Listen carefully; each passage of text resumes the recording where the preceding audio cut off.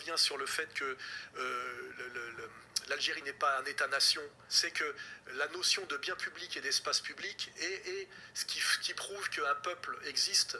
C'est-à-dire que la communauté nationale existe réellement. Ça existe en Suisse, ça existe dans les pays nordiques, ça existait en France et ça existe d'ailleurs un peu moins à cause de l'immigration.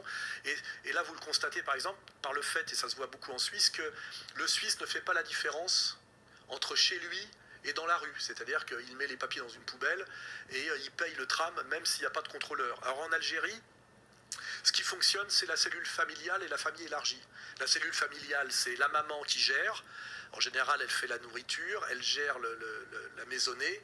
Le ménage est fait. On reçoit très bien les étrangers, je peux le prouver, c'est très propre. Elle trouve une épouse pour son fils. Et d'ailleurs, en Algérie, tous les rituels festifs, c'est les mariages. Hein. Il n'y a rien d'autre. Hein. Et effectivement, au niveau de la cellule familiale, ça fonctionne très bien. Mais les Algériens, c'est très propre chez eux, mais par contre, ils balancent leurs ordures par la fenêtre. Parce que pour eux, l'espace public et le bien public n'existent pas. Et en ça, on montre qu'ils sont en fait rester dans une conception traditionnelle. Cet élargissement de la communauté à la communauté nationale, qui est une invention typiquement française et qui fait la puissance des nations, ça n'existe pas en Algérie. C'est pour ça que l'Algérie est une poubelle à ciel ouvert. Hein. C'est pas moi qui le dis, c'est les Algériens qui le disent, et vous regardez toutes les vidéos qui le démontrent, et c'est pas une injure que de le dire. C'est très beau ton pays, tu sais. Ah bah oui, très bien.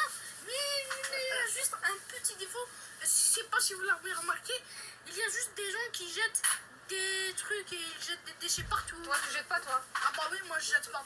Aussi bien l'Algérien a le sens de la famille, du respect de la famille et de l'espace familial, autant pour lui, l'espace public et le bien public n'existent pas, ce qui prouve que la nation algérienne n'existe pas, parce que c'est comme ça que ça se démontre et que ça se prouve.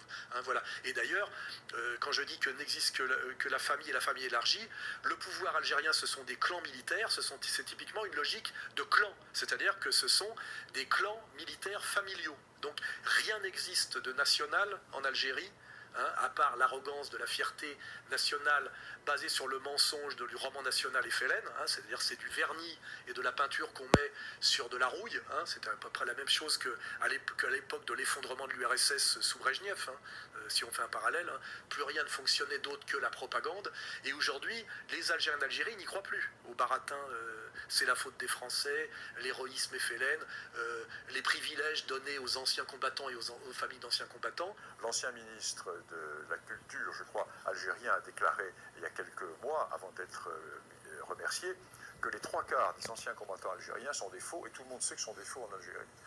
Mais ces gens sont quand même inscrits dans les registres des anciens combattants, plusieurs dizaines de milliers.